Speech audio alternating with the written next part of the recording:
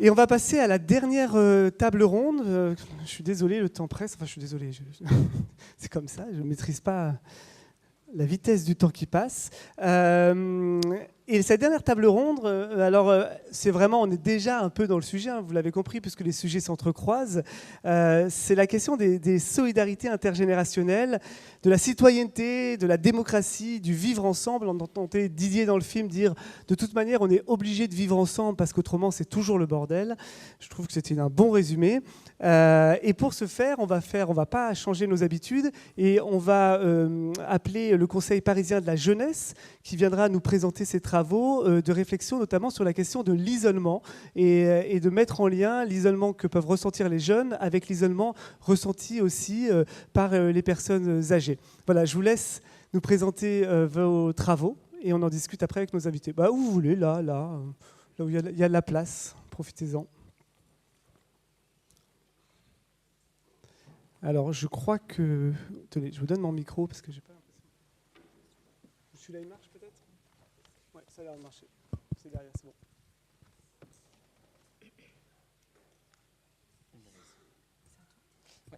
Donc, bonjour, je suis Thomas Galarno. Bonjour, je m'appelle Anne-Laure Bernardine. Donc, nous sommes tous les deux membres du Conseil parisien de la jeunesse. Nous avons tous les deux commencé notre mandat en janvier 2025.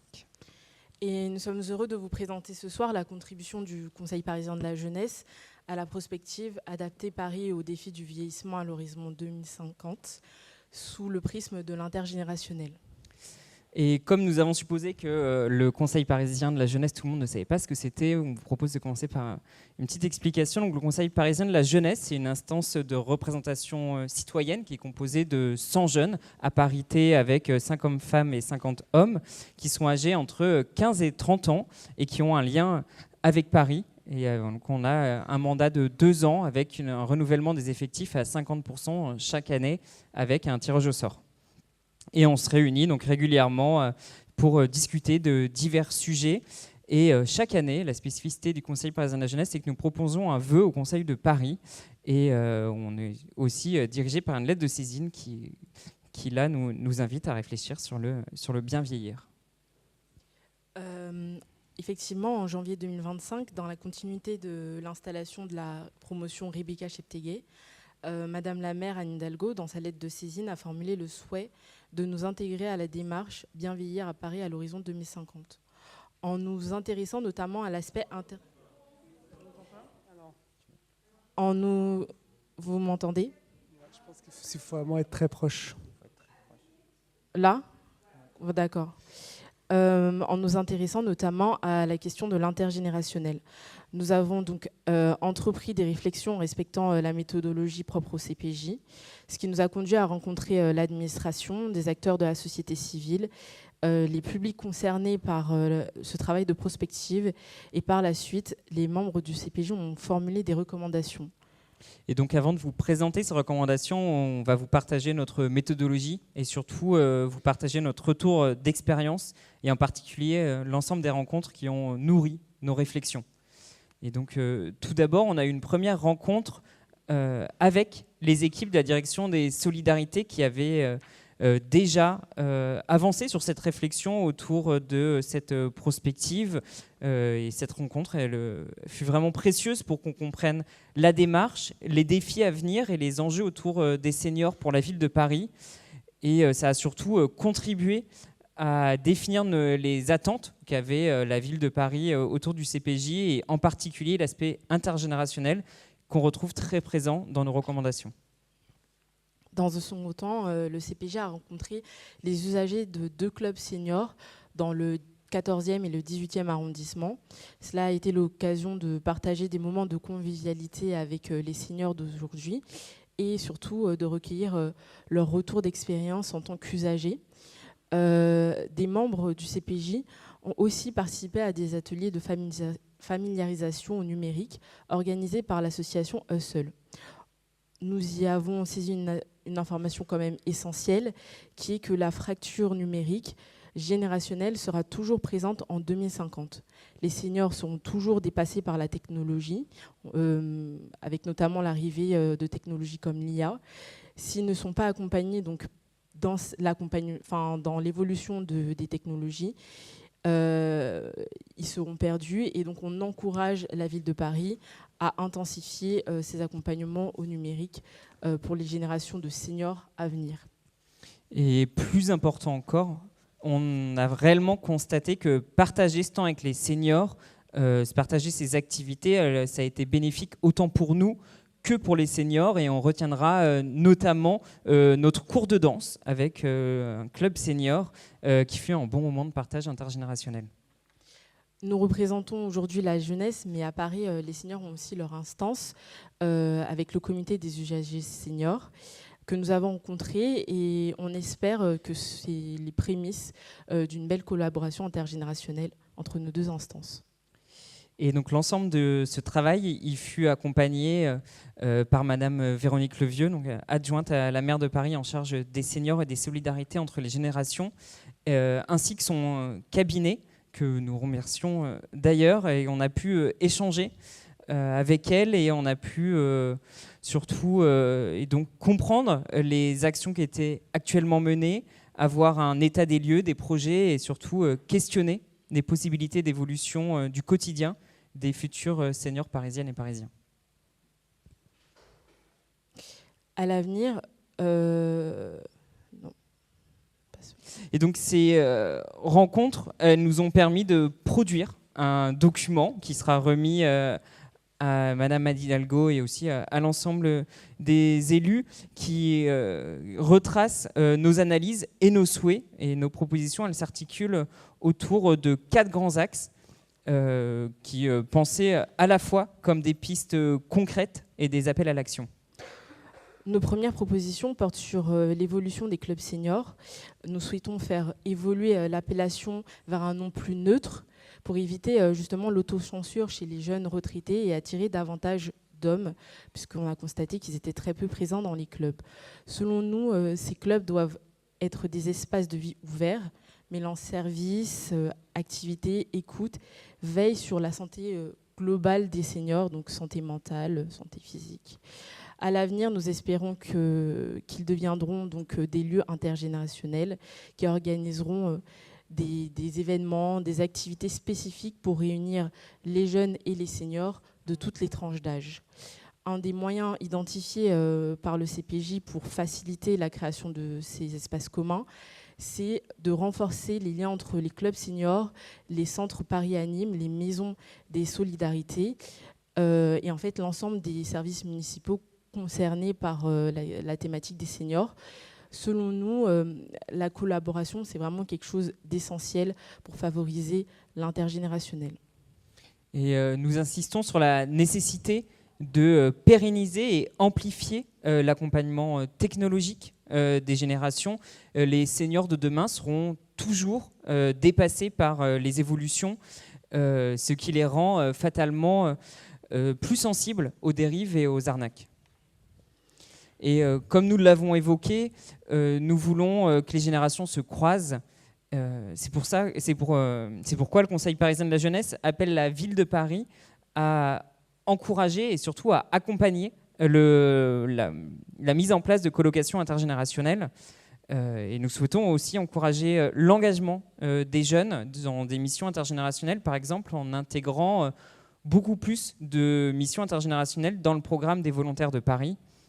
Et d'ailleurs, la ville de Paris doit s'appuyer davantage sur ses volontaires, notamment pour développer des programmes qu'on pourrait appeler ambassadeurs de l'intergénérationnel, en proposant des formations sur cette thématique particulière, que ce soit les techniques de relevage de personnes âgées ayant chuté, l'écoute active, ou même comment prendre contact avec ses voisins, puisque nous estimons que notre objectif même, c'est de renforcer ce lien entre les voisins qui sont finalement au plus proches des seniors en perte d'autonomie. Le troisième volet de nos recommandations porte sur l'enrichissement des services de proximité à destination des seniors afin de ralentir la perte d'autonomie. D'une part, avec la poursuite des politiques publiques favorisant la ville du quart d'heure, qui selon nous est indispensable pour les seniors souvent moins mobiles. Et d'autre part, nous portons une idée de pérennisation et même de développement des dispositifs Paris à domicile et de l'ensemble des dispositifs à destination des seniors.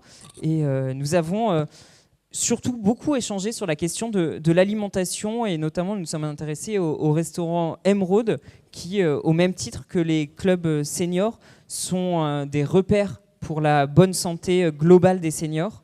Et donc nous souhaitons en voir augmenter le nombre et qu'il soit ouvert surtout au plus grand nombre, notamment en y créant des repas intergénérationnels, ce qui rendra centraux ces lieux dans la vie de la cité en 2050. Le quatrième volet de la proposition concerne l'aménagement de l'espace public, souvent inadapté lorsqu'on est en perte d'autonomie. C'est la raison pour laquelle nous insistons sur la nécessité d'accès aux transports en commun, avec notamment la multiplication de dessertes locales en bus qui répondraient aux besoins des seniors. En prévision aussi des bouleversements climatiques annoncés, nous proposons d'accélérer la création d'espaces urbains végétalisés avec des points d'eau, des lieux de repos ombragés, en somme des îlots de fraîcheur qui sont nécessaires non seulement au bien-être de nos seniors, mais aussi à toutes les générations de Parisiens et de Parisiennes. Et nous associons à l'ensemble de nos propositions un ensemble justement de propositions concernant la vie citoyenne, en intégrant les seniors dans l'évolution des politiques publiques. Et on propose surtout l'évolution du comité des usagers seniors en conseil des seniors, qui s'intégrera donc davantage dans l'écosystème de l'ensemble des citoyens parisiens. Pour conclure, nous vous invitons à prendre connaissance donc, de l'ensemble de ces recommandations. Nous restons aussi disponibles pour continuer notre travail de réflexion autour de cette question centrale du bien vieillir à l'horizon 2025, d'autant que les propositions et les recommandations que nous formulons aujourd'hui sont basées sur des constatations liées à notre environnement actuel, mais Paris à l'horizon 2050 sera bien différent et il appartient à chacun de contribuer à son évolution. Et en 2050, la promotion Rebecca Cheptegei que nous représentons du Conseil parisien de la jeunesse, elle ne fera pas encore partie de cette catégorie de la population que nous appelons aujourd'hui senior. Et donc nous espérons que l'ensemble de ces propositions et surtout de l'ensemble des suivantes nous permettront d'aborder sereinement ce passage de notre vie. Et donc pour finir, nous souhaitons pouvoir remercier l'ensemble des personnes que nous avons rencontrées, des facilitateurs, et nous avons en particulier remercié Adrien et Jérémy, qui sont les animateurs du CPJ, avec l'ensemble de leurs collègues de la direction de la jeunesse et des sports, mais aussi les équipes de la direction des solidarités, Madame Véronique Levieux, Madame Pénélope Comites et leur cabinet, et plus généralement l'ensemble des personnes qu'on a rencontrées, notamment les seniors qui nous ont partagé leur quotidien. Nous vous remercions pour votre écoute et merci aussi de nous avoir intégrés à cette démarche de prospective. Merci beaucoup.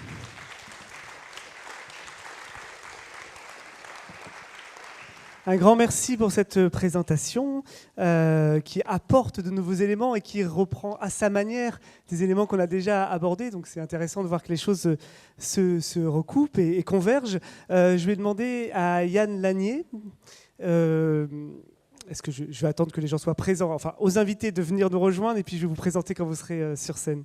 En attendant, vous pouvez voir le dessin, pardon, qui a été fait par Clara Villard et qui résume un peu ce qui s'est dit. Voilà. Et donc, du coup, vous pouvez jeter un œil sur les écrans si vous arrivez à voir. Si vous n'arrivez pas à voir, vous aurez l'occasion de le voir chez vous, puisqu'on va vous envoyer tout ça.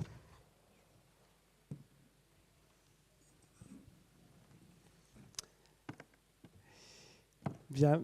Donc, je vais vous présenter en 2 mots, et puis si vous après vous laisser la parole pour réagir, hein, comme on l'a fait précédemment. Yann Lanier, vous êtes délégué général des Petits Frères des Pauvres.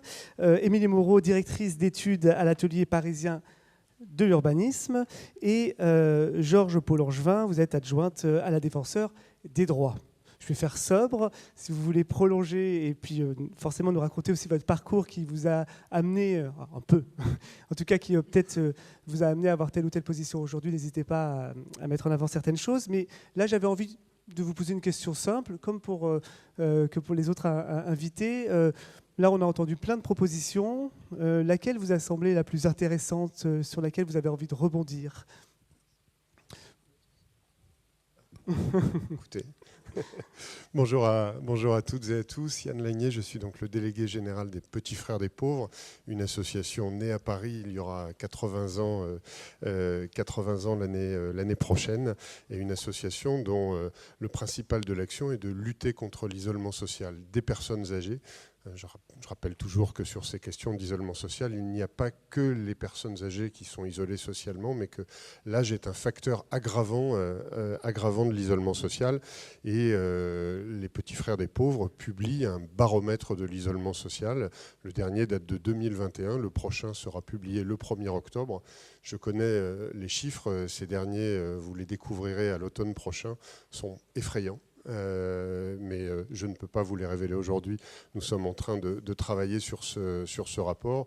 Sachez pour mémoire qu'en 2021, 530 000 personnes dans notre pays étaient dans ce qu'on appelle en situation de mort sociale, c'est-à-dire coupées de 4 principaux cercles de sociabilité, la famille, les amis, les voisins et la vie associative.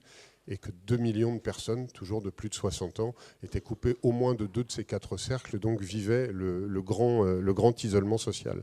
Donc ce sujet de l'isolement social est un sujet éminemment politique, et tout comme l'accompagnement du vieillissement est pour moi un sujet qui, les élections municipales auront lieu l'année prochaine, est un sujet de cœur de mandat, au moins pour le mandat à venir, voire pour le prochain. Au vu des chiffres, nous étions avec les professionnels du champ de l'âge au sens large du terme hier avec Charlotte Parmentier-Lecocq, la ministre chargée de ce secteur, et la question du mur démographique de 2030, c'est-à-dire la période, et un intervenant y a fait référence tout à l'heure, la période où les baby-boomers auront 85 ans, et on sait que cette population des 75-84 ans va doubler d'ici 2030. Donc il y a vraiment des sujets qui sont pas que des sujets un petit peu amusants ou qu'on prend un petit peu comme ça. C'est vraiment un sujet qui va être au cœur de la vie sociale et sociétale de notre pays. Alors, pardon, pour répondre à votre question et sur un point, moi j'étais juste un petit peu gêné sur un point sur la présentation. Quand on parle d'âge, je ne sais pas de quel âge on parle. Je rappelle juste pour la blagounette qu'en entreprise, on est senior à 45 ans, qu'on est jeune jusqu'à 30 ans au Conseil de Paris, visiblement, donc ça laisse que 15 ans pour pouvoir arriver à construire la carrière, la vie amicale, familiale, etc. Donc il faut se dépêcher. Mais plus généralement, on va considérer dans les entreprises qu'il y a vraiment des dispositifs de seniorité qui commencent à 55 ans.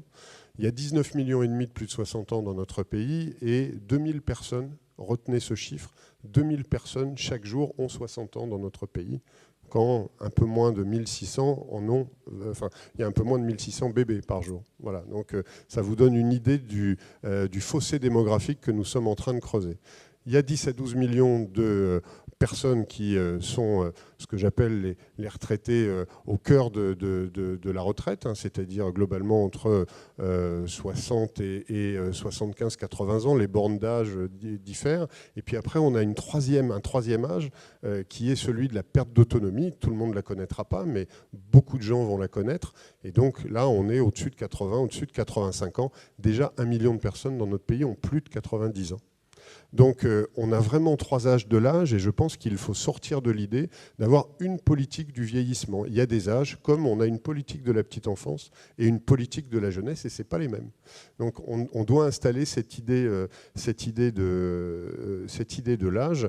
Et juste pour terminer sur l'idée qui me semble la plus importante, je ne crois pas que le lien entre les générations soit quelque chose d'acquis tout comme le fait de s'engager dans la vie associative, et que maintenir ces politiques de lien entre les générations, comprendre comment elles se créent, comprendre comment des petites difficultés sont en train de se créer entre les générations, notamment au sens des questions patrimoniales et du fait que l'âge venant, et là je ne parle pas des personnes suivies par les petits frères des pauvres qui sont plutôt des personnes en précarité, mais on va avoir une concentration du patrimoine chez les classes d'âge les plus élevées, et que ça crée aujourd'hui des fractures générationnelles assez fortes. En tout cas, moi j'ai l'impression de les voir s'installer, d'où l'intérêt vraiment majeur de pouvoir mener des politiques qui favorisent la compréhension intergénérationnelle.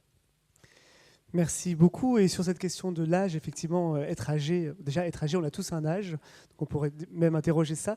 Mais au-delà de ça, effectivement, on parlait tout à l'heure de première vieillesse. Et ça a été l'objet de la première table ronde, et de se dire comment on pouvait prendre en compte cette première vieillesse et justement avec toutes les ressources qu'elle peut apporter. Merci beaucoup. Peut-être vous voulez réagir sur ce que vous avez entendu de la présentation Oui, je dois dire que j'ai trouvé extrêmement intéressantes les analyses et les propositions du Conseil parisien de la jeunesse. Alors peut-être que j'ai trouvé d'autant plus intéressantes qu'elles recoupent, qu'elles rejoignent souvent un certain nombre de propositions qui ont été faites par le Défenseur des droits quand nous avons travaillé sur ces sujets-là. Alors, je vous rappelle, enfin je sais que nous ne sommes pas tellement connus, que le Défenseur des droits est une autorité administrative indépendante et qui a pour mission finalement d'aider le citoyen à faire valoir ses droits, principalement face à l'administration, où dans beaucoup de cas, l'administration fonctionne suivant sa logique, qui n'est pas forcément celle du particulier. Par ailleurs, le Défenseur des droits a aussi pour fonction de s'occuper des droits des enfants, de faire respecter la Convention internationale des droits de l'enfant, et également, pour ce qui me concerne plus particulièrement, de lutter contre les discriminations. Donc nous avons travaillé sur la question des personnes âgées sous cet angle de la discrimination, c'est-à-dire du fait de ne pas être traité à égalité, ou même, vous savez que si on est dans des situations très différentes et qu'on est traité de la même manière, eh bien, c'est aussi une forme de discrimination. Par exemple, si vous êtes dans un fauteuil roulant et qu'on vous demande de monter par l'escalier, bon, bah, ça sera complètement difficile. Donc, nous avons examiné deux types de situations. Les personnes âgées en EHPAD et les personnes âgées à domicile. Et dans les deux cas, on se rend compte qu'il y a beaucoup de situations où, en raison de l'âge, alors effectivement, la question de savoir quel est l'âge significatif et où l'âge à prendre en considération se pose, mais on se rend compte que dans beaucoup de situations, eh bien, les personnes après un certain âge sont en difficulté sur certains terrains. Par exemple, on a étudié la question de la dématérialisation qui, de plus en plus, est quelque chose à la mode dans les administrations. Et les personnes qui souffrent le plus de la dématérialisation, eh bien, ce sont des personnes qui sont en situation de handicap, ce sont des personnes âgées, parce qu'elles ont plus de difficultés à rentrer dans la logique du numérique, de l'ordinateur, etc. Par conséquent, quand on fait des démarches qui sont exclusivement en numérique, eh bien, par là même, sans même le vouloir, on défavorise les personnes âgées qui ont plus de difficultés à effectuer leurs démarches et qui parfois, alors qu'elles pouvaient se débrouiller toutes seules face à un guichet, face à quelqu'un, eh bien, face à l'ordi, elles sont totalement larguées. Je dois dire que même moi, qui quand même utilise un ordinateur depuis longtemps, sur certaines démarches, on est quand même bien embêté. Le mot de passe ne va jamais. Enfin bref, il y a toujours un moment où ça bloque et où on ne sait pas comment faire, parce que ce n'est pas la peine d'engueuler l'ordinateur, puisque bon, il ne va pas réagir. Donc là, on dit il faudrait à chaque fois qu'il y ait une possibilité d'avoir un recours à un humain ou de pouvoir déposer un dossier papier. Bon. De la même manière, on se rend compte que s'agissant de certains services, eh bien, il y a des services qui deviennent quasiment inaccessibles quand on a un certain âge. Et par conséquent, ou quand on a un peu moins d'agilité physique. Alors, j'ai dans les propositions que vous avez faites aussi chez les jeunes, là, ce que j'ai trouvé extrêmement intéressant, c'est de développer des endroits où on pouvait se retrouver avec des âges différents. Par exemple, quand j'étais députée, j'allais de temps en temps dans les maisons des personnes âgées et les restaurants Émeraude, par exemple. J'ai toujours trouvé que c'était très sympa. Et il me semble que si on permettait à d'autres personnes que des élus d'aller dans ces restaurants, eh bien, forcément, ça ferait de l'intergénérationnel. Parce que moi, j'aimais bien quand on allait dans ce type de truc-là, où ils commençaient à chanter les chansons anciennes. Et c'était extrêmement sympathique, mon amant de Saint-Jean, enfin tout ça, de voir que finalement, Monsieur Tout-le-Monde pouvait, dans ces endroits-là, les restaurants Émeraude, partager avec des personnes plus âgées et des airs, des musiques qui plaisaient aux personnes âgées. Donc je pense que ça, c'est vraiment une excellente idée. Vous avez parlé aussi de faire une promotion pour les services à la personne. Et je dois dire que là encore, nous avons fait une étude concernant les services à la personne et les personnes qui font ça. Et on se rend compte qu'en définitive, très souvent, nous confions finalement les gens auxquels nous tenons. On tient à ses parents, on tient à ses grands-parents. Nous confions les gens à qui nous tenons à des personnes qu'au fond, nous ne respectons pas beaucoup. C'est-à-dire que dans les services à la personne, les gens sont mal payés, sont mal considérés, sont eux-mêmes discriminés. Par conséquent, il est regrettable de se dire qu'au fond, on ne considère pas davantage des gens qui prennent soin de personnes qui nous sont chères. Et il me semble qu'une manière d'être plus attentif à nos personnes âgées serait sans doute de reconsidérer et de revaloriser la manière de considérer les personnes qui s'occupent d'elles. Et enfin, sur l'espace public aussi, vous avez dit, hein, je sais que quand j'étais élu dans le 20e, on avait des discussions sans fin sur les bancs. Vous savez, quand il n'y avait pas de bancs, on nous disait il faut mettre des bancs parce qu'il y a les personnes âgées. Et quand les bancs avaient été mis, à ce moment-là, les gens vous demandaient il faut retirer les bancs parce qu'il y a des clochards sur les bancs. Et donc, c'était un jeu sans fin. Mais c'est vrai que ça signifie que si on veut que les personnes âgées puissent facilement être dans l'espace public, il faut faciliter leur présence. Donc, c'est vrai, ça suppose des bancs, ça suppose des plans inclinés, des choses comme ça. Voilà, je ne voudrais pas aller monopoliser, mais il me semble que c'est un débat qui est un débat extrêmement important. Si on veut programmer la ville de demain, comme on aura de plus en plus, on l'a dit, de personnes âgées dans la ville, il faut faire en sorte que la ville soit douce aux personnes âgées.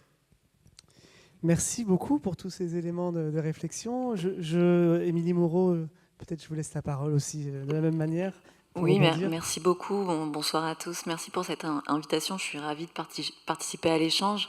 Alors moi, je suis directrice d'études à l'Atelier parisien d'urbanisme. Donc en 2 mots, on est une association qui a réalisé un certain nombre d'études sur le Grand Paris, sur différents sujets qui touchent aux évolutions démographiques, sociales, économiques, urbaines. Et donc, on mène des travaux d'études pour accompagner des acteurs publics dans la définition et la mise en œuvre de leur politique publique. Alors, j'ai trouvé, moi aussi, les propositions des membres du Conseil parisien de la jeunesse extrêmement intéressantes et entrant en résonance avec les études qu'on a pu mener ces derniers mois, notamment sur les liens sociaux dans le Grand Paris et sur les solidarités de proximité. Donc, j'évoquerai dans un instant justement quels points m'ont semblé vraiment entrer en résonance avec ces résultats. Mais avant, je voulais, parce qu'on a parlé beaucoup de contextualiser, de territorialiser les réponses en s'adaptant aux besoins locaux. Et donc, il y a des chiffres qui ont été donnés au plan national. Je voulais dire 2 mots de ce que ça veut dire de vieillir à Paris et finalement, quelles sont les spécificités des personnes vieillissantes vivant sur le territoire parisien. Alors d'abord, ce que l'on dit souvent, c'est que Paris, finalement, est un territoire qui vieillit moins qu'ailleurs, que le territoire national, ce qui n'est pas faux. Mais c'est oublier qu'en effectif, en nombre, on est déjà sur un nombre de personnes âgées, de personnes vieillissantes très important du fait des densités parisiennes. Donc on a aujourd'hui 370 000 personnes de 65 ans et plus, donc 17% de la population parisienne. Demain, cela a été dit, donc 445 000 personnes de 65 ans et plus à Paris à l'horizon 2040, donc 22% de la population. Et aujourd'hui, on a au sein de cette population 100 000 personnes de 80 ans et plus. Donc 100 000, pour vous donner un ordre de grandeur, ça correspond à la population de villes comme Reims ou Rouen. Donc voilà, on est déjà sur des nombres de personnes très importants qui sont des Parisiennes et des Parisiens, des personnes qui vivent sur le territoire. En parallèle, puisqu'on parlait de liens intergénérationnels, ce qui caractérise Paris, c'est évidemment la forte proportion de jeunes adultes, en particulier entre 20 et 34 ans. Ils forment 27% de la population à Paris, contre 18% à l'échelle nationale. Donc on voit qu'on a là une spécificité. Et ce qui caractérise ces jeunes adultes aussi, c'est que un certain nombre d'entre eux, une grande proportion, viennent d'ailleurs, c'est-à-dire avec un faible ancrage sur les territoires parisiens. À l'inverse, peut-être des personnes plus âgées qui elles-mêmes sont là depuis plus longtemps et qui, du coup, pour ces jeunes-là, peuvent aussi constituer une ressource de ce point de vue-là. Parce qu'on parle beaucoup de liens, de ce que les jeunes peuvent apporter aux personnes plus âgées, mais à l'inverse, en fait, les personnes plus âgées qui sont, pour certaines d'entre elles, qui vivent depuis longtemps dans leur quartier, qui ont des liens de proximité avec des voisins, un ancrage territorial, ont cette ressource-là par rapport à des jeunes qui vont être, à l'inverse, plus éloignés de leur ancrage et de leurs liens familiaux, par exemple. Alors, la deuxième spécificité, c'est bien sûr l'isolement, on en parlait. Donc, à l'échelle parisienne, on a près d'un senior sur deux, donc d'une personne âgée de plus de 65 ans sur deux, 44%, qui vit seul dans son logement. À l'échelle nationale, c'est 32%. On voit bien qu'on a une spécificité parisienne, alors qui ne touche pas seulement les personnes âgées, c'est l'ensemble des âges, avec plus de personnes qui vivent seules, mais c'est vraiment une caractéristique qui est propre à Paris. On l'a dit tout à l'heure, on parlait de la famille, des aidants, des proches, un élément extrêmement important. Ce qui caractérise aussi les Parisiennes et les Parisiens, c'est que justement, il y a souvent moins de proches à proximité. Plusieurs ancrages au niveau territorial avec de la famille qui peut vivre très loin. C'est vrai pour les jeunes, mais c'est vrai aussi pour les personnes âgées avec parfois des enfants qui sont ailleurs. Et ça, c'est un sujet parce que ça renforce l'isolement. Et puis une dernière spécificité, en fait, quand on parle de Paris, on dit souvent qu'on est dans un territoire qui est quand même relativement favorisé par rapport à d'autres territoires au niveau national. Or, on a, vous le savez, des départs de Paris ça c'est vraiment structurel, qui s'intensifient au moment de la retraite, avec justement des personnes qui ont de doubles ancrages et qui vont revenir dans leur région d'origine. Et ça a des incidences finalement sur les personnes âgées qui restent à Paris, qui peuvent être en fait des profils aussi plus modestes. Et par exemple, on a regardé les taux de pauvreté aux différentes classes d'âge. Et ce que l'on constate pour Paris, c'est que pour les jeunes classes d'âge, on a des taux de pauvreté à Paris qui sont plus faibles que ce qu'on observe sur le reste du territoire national, mais c'est l'inverse pour les classes d'âge les plus âgées, où là, à partir de 60 ans et 70 ans, on va avoir des taux de pauvreté, en fait, des personnes âgées qui sont plus élevés à Paris qu'ailleurs en France, et c'est c'est peu connu, je crois, qui montre évidemment là des vulnérabilités et des besoins qui sont spécifiques. Ce que je voulais dire en 2 mots, puis après peut-être qu'on reviendra, mais c'est que dans l'étude sur les liens sociaux qui a été évoquée tout à l'heure, qu'on a publiée, donc une étude sur les liens sociaux à l'échelle du Grand Paris, on avait une question qui était de savoir, justement, de demander aux personnes qui répondaient si elles se sentaient seules, souvent et très souvent, et si elles souffraient de cette solitude. Donc c'est des études qui sont faites aussi au niveau national.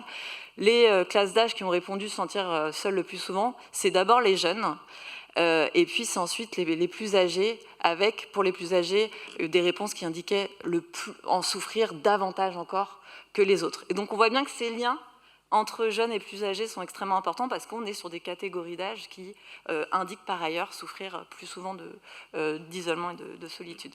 voilà, je continuerai plus tard. Merci. Merci beaucoup. En tout cas, on voit aussi dans la réflexion, il me semble, sur le vieillissement, il y a aussi ce paradoxe qui est aujourd'hui dans les politiques publiques de favoriser le fait de dire il faut rester le plus de temps possible chez soi, ce qui est aussi pour chacun une vertu, hein, on le désire, et en même temps, cette question de l'isolement qui est très forte, et on ne peut pas s'empêcher de poser cette question de est-ce que l'image qu'on a du collectif aujourd'hui, quand on vieillit, c'est forcément les images construites de l'EHPAD, c'est-à-dire une forme de, si ce n'est de punition, mais en tout cas des endroits dans lesquels on n'aimerait pas aller. Comment on réinvente des imaginaires autour de collectifs heureux, d'avoir envie de vivre ensemble, ça me semble que c'est une question.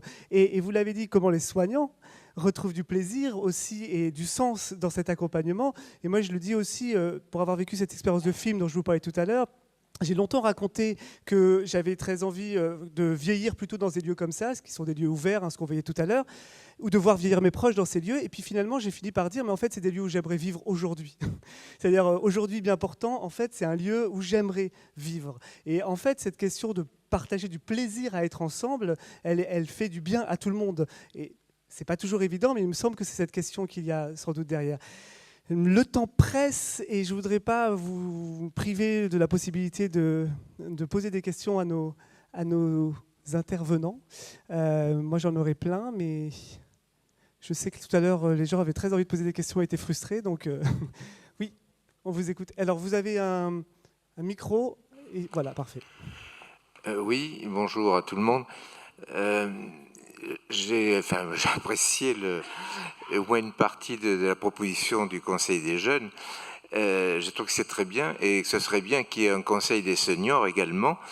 Dans certaines mairies, ça existe. J'ai la chance d'habiter dans le 19e. Je fais partie du Conseil des seniors du 19e depuis peu de temps. Et je trouve que c'est très intéressant ce qui s'y fait. Et malheureusement, notamment Georges Poulangevin, qui était du 20e, j'ai le regret de dire que dans le 20e, il n'y a pas de conseil de seniors, alors que mes camarades de l'UTR, CFDT, n'arrêtent pas de taper à la porte pour dire qu'ils aimeraient bien assister dans le conseil des seniors, participer. Et il y a plein d'autres mairies. D'autres mairies, ça ne me surprend pas, mais le 20e, ça me surprend quand même. Voilà. Et sinon, sur l'intergénération, on a déjà fait des débats avec le secours, les petits frères des pauvres, donc dans le cadre du pouvoir de vivre, notamment sur le 19-20, où on a eu un débat, un échange là-dessus. Et j'avoue que le travail qui est fait par les frères des pauvres, pour avoir habité pendant longtemps dans le 11e, je connaissais bien le petit frère des pauvres, puisqu'à un moment donné, j'avais été bénévole. Et bravo pour ce que vous faites. Voilà. Et merci pour cette journée, cette organisation. Merci beaucoup. Oui. Souhaitez-vous répondre? Il n'y a pas vraiment de questions. Est-ce qu'on peut prendre une autre? Pardon? Ah, d'accord. La voisine de droite. Vous voulez un... Non, ici. Attendez, je vous donne un micro. Voilà. Hop. Voilà. Ah, comme ça. Ou alors, peut-être qu'avec l'autre, ce sera peut-être plus simple. Oui, parce que ma voisine, elle est non-voyante. Je suis aveugle. Bonjour. Alors, j'ai écouté avec beaucoup d'attention et beaucoup de plaisir, même un peu d'émotion, ce qui a été dit à propos de ces jeunes. Alors, la relation jeune, personne âgée, pour ne pas dire vieux, qui se dit quand même aussi, a été souvent débattue dans nos associations. Par exemple, à Paris en compagnie, ou dans notre résidence, je suis aveugle, et cette résidence a été évoquée tout à l'heure, elle est intergénérationnelle, ce qui est formidable.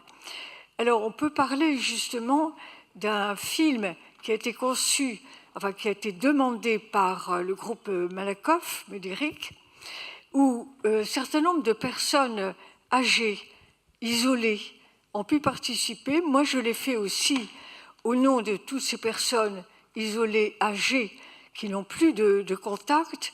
Et ce film a été passé chez les Petits Frères des Pauvres il n'y a pas très longtemps. Hein, vous vous en souvenez. Donc, c'est une façon aussi de mobiliser les personnes en leur montrant que, isolées, évidemment, c'est épouvantable. J'ai entendu le mot de mort sociale. C'est vraiment dur à entendre, mais c'est la vérité. Alors, il faut vraiment développer l'habitat partagé, la colocation personnes âgées, jeunes, mais tout cela demande une formation, une préparation. Alors j'étais dans la formation professionnelle, mais pas dans ce domaine, mais je reconnais que sans formation, il n'y aura pas de véritable relation. Une relation spontanée, bien sûr, c'est très bien, mais elle se construit. Elle doit se vivre sur une certaine durée. Et pour ça, il faut des repères. Un jeune, quel qu'il soit, avec la meilleure volonté du monde, ne peut pas forcément s'adapter à une relation avec une personne âgée. C'est une autre génération. Bon, évidemment, c'est une évidence, mais un autre parcours. Les différences se sont accrues, elles se sont creusées. Vous parliez du numérique, mais il y a aussi la musique, il y a la façon de s'exprimer. Le vocabulaire n'est presque plus le même. Donc il faut s'accepter dans ces différences. Et je crois vraiment qu'il y a besoin de formation régulière pour ne pas laisser passer des différences qui feraient que cette relation risque de s'abîmer. Merci. Merci beaucoup. Donc de la formation et des occasions pour être ensemble. Oui, merci beaucoup, madame et monsieur, pour votre question. Je voudrais réagir en 2 mots sur l'intergénérationnel, puisque à la fois, par rapport à mes propos précédents, c'est vraiment quelque chose qu'on peut appeler de nos voeux. En même temps, il faut absolument lutter contre l'intergénérationnel marketing et factice. Ça va, c'est certainement pas le cas, Véronique, à Paris, mais je le vois dans plein d'autres villes où on peut voir à l'occasion d'une cérémonie de commémoration simplement des enfants qui sont là avec parfois encore des anciens combattants et qui ne se parlent absolument pas pendant 2 heures. Et on se dit, tiens, on a mis ensemble de l'intergénérationnel. J'ai une vision assez négative de la crèche à l'EHPAD. Vous savez, parce que, il y en a peu, et deuxièmement, parce que je me revois quand mes enfants étaient jeunes, je ne suis pas sûr que ça aurait été forcément un futur désirable pour moi d'aller les chercher dans un EHPAD, au vu de ce qu'est un EHPAD aujourd'hui par rapport à l'âge de la population qui y va. Donc, parmi les propositions que je livre à votre réflexion, on parle beaucoup de mentorat et on le soutient beaucoup dans notre pays depuis plusieurs années. C'est assez à la mode, il y a des phénomènes de mode comme ça, donc un mentorat, c'est-à-dire avec des plus âgés qui soutiennent des plus jeunes. Moi, j'ai toujours été un peu allergique au côté inégalitaire de la relation. Et je pense qu'aujourd'hui, dans la communauté de destin qui peut réunir des jeunes et des plus âgés, la question notamment climatique peut être un point qui va toucher aujourd'hui les 2 générations. Et arriver à construire des logiques de mentorat réciproque à l'échelle d'une ville comme notre capitale me paraîtrait être des choses importantes, c'est-à-dire où chacun, dans chaque génération, a apporté à l'autre. Et juste 2 mots pour terminer. On dit souvent qu'on est vieux quand on laisse passer une technologie. C'était pour Thomas tout à l'heure. Et je ne suis pas persuadé que l'intelligence artificielle, ce ne soit que les âgés d'aujourd'hui qui laissent passer la technologie. Je pense qu'on a aussi beaucoup de personnes beaucoup plus jeunes qui laissent parfois passer des technologies et qui, paradoxalement, rentrent dans l'âge en ne l'ayant pas physiologiquement. Voilà. Mais en tout cas, cette question de l'intergénérationnel, elle doit vraiment se travailler avec des choses qui dépassent les slogans, notamment sur les colocations intergénérationnelles, fabriquer des choses où on a du lien, où on vit ensemble. J'ai quelques limites, je pense, des 2 côtés. Je pense que quand on voit le développement de ces sujets-là aujourd'hui, ce n'est pas forcément quelque chose qui est facile à faire. Et on a souvent tendance à laisser à penser que des toutes petites initiatives sont généralisées sur le territoire. C'est d'abord un parcours résidentiel qu'il faut créer. Chiffre de la ministre hier, juste pour terminer, 300 000 places en résidence autonomie nécessaires à horizon 2030. Merci beaucoup. Alors, du coup, est-ce qu'il faut aussi peut-être, j'essaie de relier les choses de ce qu'on se dit aujourd'hui. On parlait de services publics aussi dans la première partie.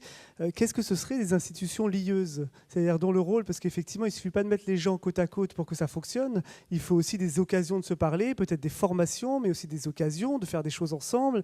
Qu'est-ce que ça veut dire que quand l'institution, ou sous toutes ses formes, assume ce rôle d'être lieuse, faiseur de liens et de créer les occasions de la rencontre ? Est-ce que c'est possible de travailler sur ça davantage ? Alors peut-être, oui, réagir pour dire que, moi je voulais évoquer 2 points de tension, parce que c'est aussi quand on regarde les points de tension qu'on peut peut-être les dépasser et travailler en prospective. Donc dans ce qui a été dit, il y a la question justement du croisement, avec le fait d'avoir à la fois des activités ensemble, intergénérationnelles, mixtes, favoriser cette rencontre, cette mixité, mais aussi parfois, et vous l'avez proposé dans votre note, des dispositifs ciblés, notamment pour, de mémoire, les activités sportives, par exemple, qui soient adaptés à certains âges, à certains, aussi à certaines situations de personnes qui ne peuvent pas pratiquer ce qui serait proposé à d'autres. Et ça, je trouve que c'est très intéressant, se dire, voilà, qu'est-ce qu'on peut proposer de manière ouverte qui va favoriser la rencontre entre différents âges, différents types de profils, et qu'est-ce qu'on doit, à l'inverse, cibler pour faire en sorte que des personnes vieillissantes aient accès à certaines choses et se sentent à l'aise pour le faire, comme le sport, certaines pratiques, certaines sorties, etc. Ça, c'était le premier point de tension. Un deuxième point de tension que je trouve intéressant, vous avez proposé, et c'est très en phase avec ce qui était ressorti dans notre étude, le fait de renforcer les occasions de rencontre, notamment les événements gratuits, des fêtes de quartier, de voisins, régulières, récurrentes. Donc c'est des choses qui renforcent les liens sociaux. Mais dans notre étude, dans les résultats qu'on avait pu avoir, on voyait que dans les 2 ans, il y avait à peu près 1/4 des habitants du Grand Paris qui disaient avoir participé à une fête de quartier de ce type. Donc 1/4, c'est assez peu. Et dans leur réponse, ceux qui n'y avaient pas participé disaient que pour 1/3, c'est parce qu'ils ne savaient pas s'il y en avait d'organisé ou qu'il n'y en avait pas d'organisé. Donc ça, on peut agir. Et pour un peu moins d'1/3, parce qu'elles n'étaient pas intéressées à y participer. Et on a regardé quel était le profil des personnes qui disaient ne pas être intéressées pour y participer. Et malheureusement, c'était beaucoup des personnes très isolées, très seules par ailleurs, et qui auraient eu besoin, entre guillemets, de participer à ces... Et donc ça pose la question de comment aller vers, comment faire en sorte que ces personnes en situation d'isolement qui ne vont pas spontanément participer à des événements qui seraient proposés, même s'ils sont accessibles, libres, etc., désirables. Comment on fait en sorte d'aller vers ces situations et ces personnes-là. Et ça pose la question d'ailleurs que c'est pas parce qu'on a identifié un besoin que forcément on a la réponse. Parce qu'on a pu identifier l'isolement des personnes, c'est pas pour autant qu'on a identifié les moyens de faire ensemble et de développer ce vivre ensemble, surtout quand ces personnes disent moi je veux pas venir. Enfin, je trouve que c'est une question passionnante et en même temps assez vertigineuse. Que quand on peut essayer justement de faire ces activités entre générations différentes, c'est peut-être parfois un peu factice ou peut-être un peu tiré par les cheveux. Mais moi, par exemple, quand on fait les dépôts de gerbes pour les dates de commémoration des diverses guerres, moi, j'aime bien quand il y a une classe, des gamins, parce que je me dis, en quelque part, même s'ils n'échangent pas forcément facilement avec les porte-drapeaux et les personnes âgées, mais en quelque part, je pense qu'ils participent et ils se rendent compte qu'il s'est passé des choses avant. Je pense que pour eux, c'est instructif, même si sur l'instant, la relation ne s'établit pas de manière aussi chaleureuse que nous l'aurions souhaité. Par ailleurs, comme on a parlé des EHPAD, je voulais souligner un point que nous avons eu l'occasion chez le défenseur de mettre en exergue, c'est que quand on pense à une politique pour une personne âgée, souvent on veut la protéger. Et donc, on prend des initiatives où on lui interdit de faire un certain nombre de choses, alors que, sauf si elle a totalement perdu la tête, mais dans beaucoup de cas, la personne âgée, elle a peut-être des petites misères physiques, mais quand elle a sa tête, elle a le sentiment qu'elle peut décider par elle-même. Elle peut savoir ce qui est bon pour elle. Or, très souvent, il dit non, pas pour toi, non, tu ne sors pas, tu ne fais pas ça. Et dans les EHPAD, justement, on a parfois tendance à interdire les visites, à interdire à la personne âgée de sortir se promener, alors que même si on est âgé et que donc on est dans une résidence pour seniors, eh bien, on n'est pas détenu. Et si on a envie de sortir se promener, on devrait pouvoir sortir se promener. Et très souvent, il me semble qu'il faut trouver un équilibre dans ce genre, notamment dans les EHPAD, entre ce qu'on fait pour protéger la personne et le fait de toujours se rendre compte qu'elle a son libre arbitre, qu'elle a le droit de sortir, qu'elle a le droit de recevoir de la visite. Pour le Covid, je pense qu'avec les meilleures volontés du monde, on a interdit des visites à un certain nombre de personnes âgées, et souvent, elles sont mortes toutes seules sans avoir revu leur famille. Et il me semble que là, on a outrepassé ce qui aurait été nécessaire de faire pour pouvoir les protéger. Donc là-dessus, il me semble qu'il faut qu'on fasse extrêmement attention à cela. Et c'est vrai que, par ailleurs, les locations intergénérationnelles, c'est peut-être pas non plus une panacée, mais à Paris, où il y a beaucoup de personnes âgées qui sont seules dans de grands appartements, il me semble que ce serait des échanges réciproques qui pourraient être extrêmement utiles pour les uns et les autres que de pouvoir avoir une location à un plus jeune, que ça le dépannerait lui et ça ferait un peu de présence dans l'appartement. Merci beaucoup, le temps passe. En tout cas, merci pour cette réflexion qui vient encore alimenter nos réflexions. Voilà, et je trouve que très intéressant parce que le fait aussi, puisqu'on en a parlé beaucoup, j'essaie de relier avec ce qui s'est dit aujourd'hui, sur le fait aussi de partir des ressources et de considérer les personnes vieillissantes avec leurs ressources et pas uniquement dans la perte d'autonomie et dans la difficulté. Je trouve que c'est intéressant parce qu'assigner l'autre à une position de victime, c'est ne pas aussi le reconnaître en tant que personne et en tant que personne avec ses ressources et avec ce qu'elle peut apporter. On va terminer, merci, un grand merci, on peut vous... Je suis désolé, ouais, enfin, si, mais en fait... Comment ? Très bien, c'est parce que moi, on m'avait dit qu'on arrêtait à 17h55 et que nous sommes déjà en retard. Non, mais c'est juste une remarque, parce que, en effet, pour aller dans le sens de Madame Paul Langevin et pour contredire Monsieur, pourtant j'aime vraiment beaucoup les petits frères des pauvres, mais j'étais un peu chagrin parce que quand vous parlez des cérémonies où on associe les jeunes. Nous, alors je suis élue dans le 16e, on a nommé une école d'un compagnon de la Libération. Je peux vous dire qu'il y avait les jeunes, les anciens combattants et la famille de celui qui ont renommé l'école. La directrice avait préparé les enfants et il n'y a rien de plaqué, rien de... Donc, on ne peut pas non plus vous laisser dire ça. Et deuxième remarque sur la colocation, aussi pour aller dans votre sens, tous les gens qui sont dans ce domaine et qui croient ce domaine savent bien que ça n'est pas une solution pour tout le monde. Il y a un documentaire remarquable qui s'appelle La Coloc, qui a été fait par une journaliste qui s'appelle Caroline Delage, d'une colocation, je crois que c'est à Tours, et donc qui analyse bien la situation. Et dans tous ces domaines de l'intergénérationnel, personne ne dit que c'est la solution à tout.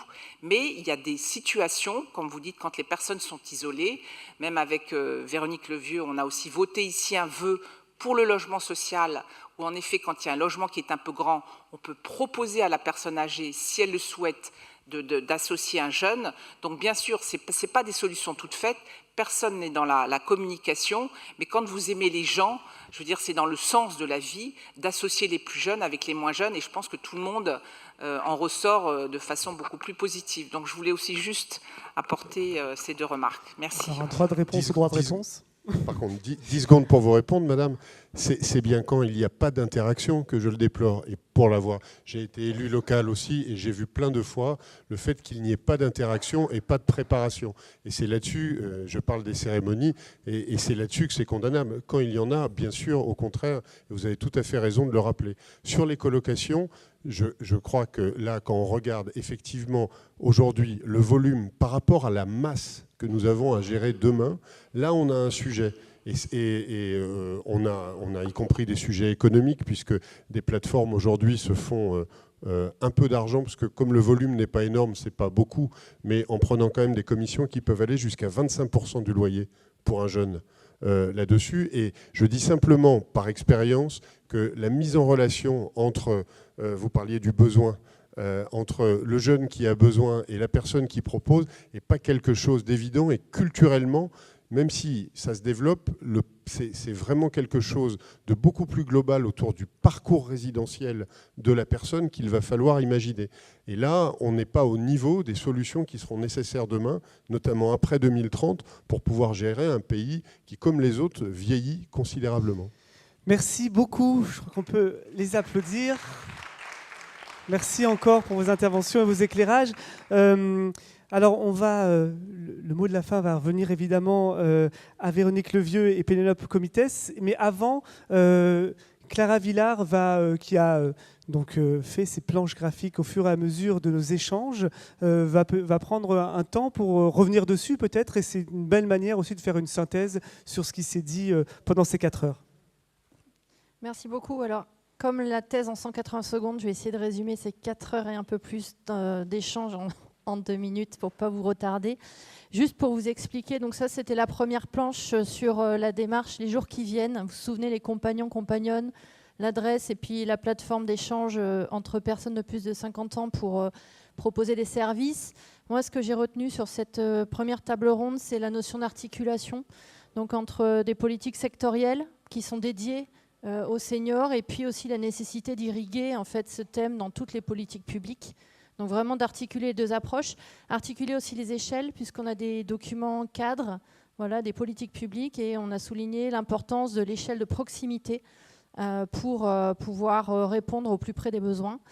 J'ai noté aussi l'articulation de la prévention, que ce soit sur l'organisation de l'après et la santé aussi, puisqu'on a parlé de prévention pour rester en santé, et l'organisation de la prise en charge et de l'accompagnement une fois qu'on est un peu moins autonome.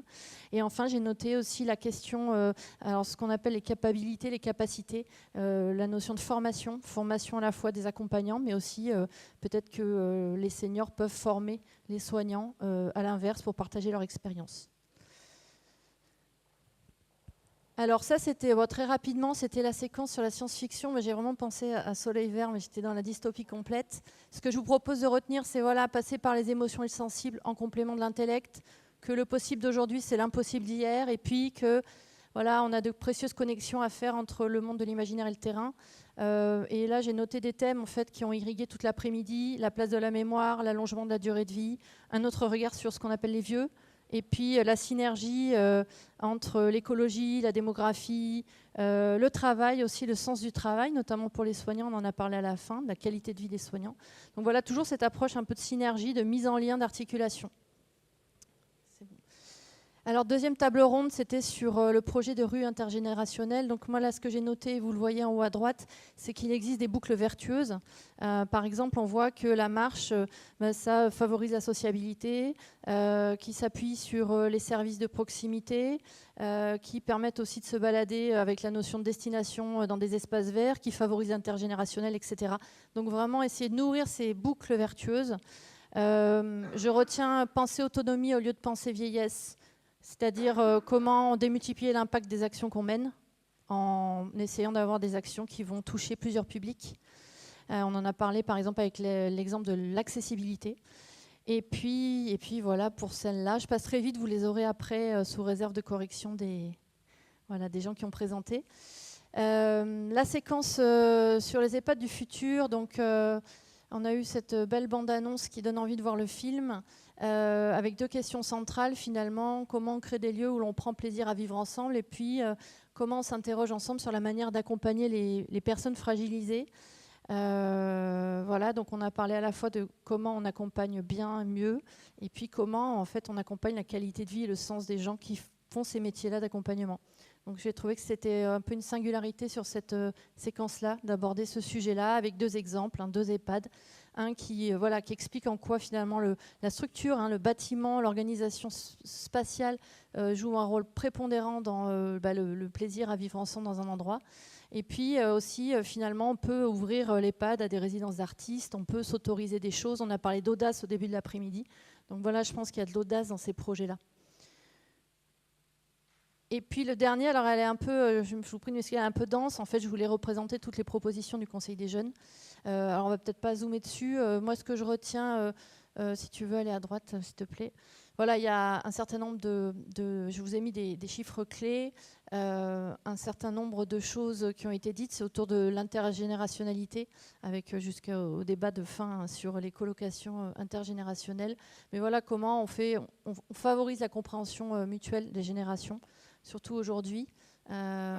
Des exemples de lieux intergénérationnels avec les restaurants Émeraude, et puis cette ouverture sur des lieux de vie partagés entre les jeunes et les vieux. Bravo pour cette merci. Bravo pour cette brillante synthèse. Je crois qu'il nous remet un peu tout ça en tête. Et puis peut-être on vous laisse conclure. Oui. Là, oui. Tenez, je vous donne un de mes... Voulez-vous mettre devant? Allez, Pénélope.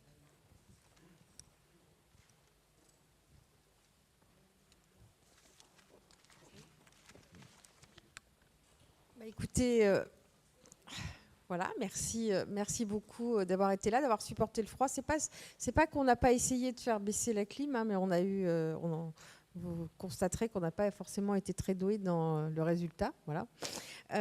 Écoutez, merci beaucoup à vous. Je pense qu'on a eu, c'était une après-midi effectivement très riche, stimulante. Voilà. Moi, je retiens beaucoup de choses. Je crois qu'il va falloir qu'on mature un petit peu et qu'on regarde tout ce qui a été dit. Moi, j'insisterai peut-être sur ce qui a été dit sur, je dirais peut-être l'état actuel de la société et son évolution sociologique et l'isolation sociale qui est due aussi quelque part à la modification de la cellule familiale. Enfin, voilà. Quelque chose qu'on voit malheureusement dans notre pays, hein, qu'on ne voit pas forcément partout de la même manière en Europe, mais qu'on voit quand même beaucoup dans ce pays. Je crois que ce que j'ai beaucoup aimé, c'est aussi cette notion qui a été mentionnée à plusieurs reprises, aussi bien avec le Conseil des jeunes que d'autres, sur finalement ce que j'ai résumé en mentorat réciproque et d'utilisation des compétences, parce que je pense que c'est aussi là qu'on a des choses à creuser. Et puis effectivement, je pense qu'on est sur un sujet qui fait qu'on ne peut pas plaquer des solutions, et que les solutions, il faut les chercher, il faut qu'elles correspondent aux besoins de chacun, à l'envie de chacun. Et voilà, on a parlé de location intergénérationnelle, d'habitat participatif, etc. Et je pense qu'on ne peut pas effectivement se dire ça c'est la solution, ça c'est pas la solution, et qu'il faut ouvrir devant nous beaucoup de portes qui permettent effectivement à chacun de trouver sa bonne place et la manière dont il a envie effectivement de passer sa vie. Voilà. Donc moi, je voulais surtout remercier Véronique, voilà, parce que quand on a décidé de lancer ça, on s'est dit bon, on va lancer, mais je crois qu'on a un matériau final qui est extrêmement intéressant. Et puis remercier aussi tous ceux qui ont participé à cette aventure, parce que c'est quand même une aventure. Hein. Je voudrais remercier Françoise Dorlancourt, parce que ça n'a pas été simple tous les jours pour la coordination. Milo Cadenne, qui était en même temps intervenant et puis un appui à l'organisation, et puis ma direction, la direction de la transition écologique et du climat, puisque beaucoup ont fait quand même ce lien. Hein. C'était important cet après-midi entre ces questions de personnes âgées, de seniors et d'évolution climatique, et je pense que c'est quelque chose qu'il faut qu'on ait vraiment en tête. Donc merci à Léa et à Louise qui sont partis. C'est toujours intéressant d'entendre le Conseil parisien de la jeunesse. Moi, je les ai saisis sur un certain nombre de dossiers sur cette mandature, notamment sur la stratégie de résilience. Et ils ont émis beaucoup de propositions. Et c'est toujours extrêmement intéressant. Et voilà, c'est très appréciable de les avoir. Merci aux étudiants de l'école d'urbanisme de Paris, parce que voilà, on s'est vu plusieurs fois. Je pense que c'était pas un sujet facile. Voilà. Et entre la première réunion où on s'est vu et le rendu final, je pense que ça a dû être passionnant aussi pour vous, parce que c'était un sujet qui n'est vraiment pas simple, dans lequel vous vous êtes lancé, je dirais, un peu comme ça. Et merci. Et puis, merci à Où sont les dragons et à l'Agence de la pluralité avec qui on a déjà travaillé. Merci pour votre animation, parce que c'est rare de trouver d'excellents animateurs. Et vous connaissiez extrêmement bien votre sujet. ce qui n'est pas toujours évident non plus. Alors, merci Clara, parce que effectivement, ma collaboratrice me dit, on s'était rencontrés effectivement à la Villette un soir, je crois, de novembre, où c'était le Festival des mondes anticipés, donc on n'était pas très loin de ces questions de science-fiction. Et je m'attendais à avoir une salle un peu désertique à la Villette un soir de novembre vers 20h ou 20h30. Et en fait, je m'étais aperçue qu'il y avait beaucoup de personnes qui venaient écouter ces questions de science-fiction avec cette prospective sur le changement climatique, où je m'étais fait un peu secouer d'ailleurs. On m'avait dit, alors je vois un responsable des pompiers de Paris qui est présent, on m'avait dit oui mais enfin quand même vous faites rien, vous ferez rien pour nous informer sur les risques d'incendie. Donc voilà, donc ça a fait partie aussi de mes réflexions sur la stratégie de résilience. Donc merci à vous, on vous enverra tous tout ce qui est sorti de cet après-midi. Et puis, je pense qu'on fera, avec Véronique et moi, on va travailler sur le contenu de cet après-midi pour dégager un certain nombre de pistes. En tout cas, merci beaucoup à vous. Merci Pénélope.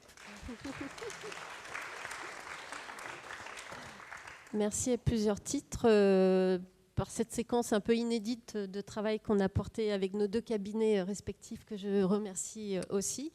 On ne savait pas trop où on allait. Je ne sais pas si on sait exactement partout où on va continuer d'aller, mais quand même, on a quelques éléments complémentaires sur le long chemin qu'on a mené. Donc, merci pour cette contribution. Puis, tu as dit tous les remerciements qu'il fallait. Je m'y associais à toutes et tous. C'était une très belle animation, Bertrand. C'est bien ça, Bertrand ? Et Clara, j'ai beaucoup apprécié la mise en valeur du contenu des travaux des uns et des autres. Je ne sais plus s'il y a le CPJ, mais comme il y a l'école en face de moi, je partage aussi les réflexions de Pénélope. Ce n'était pas évident de vous embarquer sur ce sujet. Et vous en êtes bien saisis, on a pas mal échangé, il y a eu des allers-retours et vous avez vraiment pointé des éléments qui vont contribuer, je pense, concrètement à nos réflexions sur des aménagements, sur des services, des équipements et qui peuvent s'inscrire dans la durée, qui font écho aussi à la démarche déjà portée par la ville. Donc merci à vous, parce que je me disais, on parle de génération, ça c'est vraiment un axe très très fort qui ressort de l'ensemble des échanges. Mais quand on a avancé sur différents âges, on accumule en soi-même plusieurs générations. Je pense. C'est déjà ce niveau de multigénération, plurigénération, je ne sais pas comment appeler, au sein de chaque individu, qu'il faudrait déjà accepter, reconnaître et accepter. Et je pense que si on allait au bout de cette acceptation pour soi-même, le travail avec les autres d'un âge différent, ou la relation avec les autres d'un âge différent serait plus facile. Et ce n'est pas évident. Voilà. J'ai commencé à avoir quelques années, et on sait qu'il y a des étapes qu'on vit avec appréhension, par manque de connaissances, par des repères plus ou moins positifs. Et ça nous positionne, il y a des jugements de valeur, il y a des a priori, il y a des craintes, il y a des peurs. Et la société ne nous permet pas toujours d'avoir le temps. Et là, je fais le lien sur une séquence et le travail sur le service qu'on pourrait apporter ou évoluer, c'est accompagner aux étapes de la vie importantes qui nous structurent. Tout le monde, je le dis souvent, n'a pas les mêmes ressources pour se projeter sur la vie active de la retraite et dans lequel se retrouvent plusieurs générations à nouveau. Il y en a qui ont le temps d'y préparer, il y en a qui sont super contents d'y aller, il y en a qui le vivent avec angoisse, sans repère, sans accompagnement. Et déjà, nous, politiquement, on se bat pour une retraite digne pour tout à chacun, voilà, au bout d'un temps limité de travail au service des autres en général. Mais après, faut y travailler et on ne le valorise pas assez, cette séquence. En tous les cas, avec les services publics départementaux et de la ville, on essaye d'y travailler avec l'ensemble des partenaires, mais c'est quelque chose qu'il faut davantage positiver et valoriser. Et puis en plus, après, c'est que c'est un autre projet de vie. Voilà. Et de donner à voir ce projet de vie, c'est une normalité. Voilà. On continue à faire partie de la société, jusque dans des situations de perte d'autonomie, y compris quand on est dans les EHPAD, parce qu'il y a beaucoup quand même d'instances de démocratie, mais Je rappelle que bien souvent, quand on est dans les EHPAD, on a des maladies, notamment neuroévolutives, neurodégénératives. Donc, c'est aussi une situation particulière. Il ne faut pas l'oublier. On ne va pas dans un EHPAD parce qu'on est vieux ou vieille. Des fois, il y a des raccourcis et ça me chagrine un peu. Et juste, Georges Pau, pour souligner, et je parle sous le contrôle d'un directeur d'EHPAD, la liberté de se déplacer existe tellement que je connais la peur des directeurs et directrices d'EHPAD qui doivent gérer des gens, des résidents, des habitants qui partent, parce qu'ils partent, ils sortent, ce sont des citoyens, sauf qu'ils ne reviennent pas le soir. Et ça dure peut-être 1 jour, 2 jours, 3 jours ou 1 semaine. Et après, c'est la gestion avec des réflexions sur l'éthique. Je vous salue. Donc ça, c'est les équipes. Donc je tiens juste à dire que voilà, on enferme. Le Covid, c'était une chose, on en a tiré les enseignements. Bref, je pense, enfin, le collectif des acteurs, des professionnels, mais on n'est jamais à l'abri de quoi que ce soit. Rien n'est écrit, mais ça vaut pour toutes les instances parce que voilà, parler des personnes âgées, ça ne veut pas parler forcément de dépendance. Donc il faut toujours qu'on se pose les bonnes questions. En tous les cas, là, je pense que c'est beaucoup d'outils qui vont alimenter nos discussions. On sera obligé de revenir vers vous, parce que le Conseil parisien de la jeunesse, que je salue, même s'ils sont partis, ils vont venir présenter leurs travaux ici même au Conseil de Paris. Donc, il y aura encore plus de traces et on devra y travailler. Les conseils des seniors, on a beaucoup discuté. D'ailleurs, je salue les élus qui sont présents. Hélène, Véronique et Sophie Charlotte, voilà, le 8e, le 16e et le 14e arrondissement, le 20e étaient représentés aussi, parce qu'on travaille beaucoup avec les mairies d'arrondissement. Dans beaucoup d'arrondissements, il y a des conseils des seniors.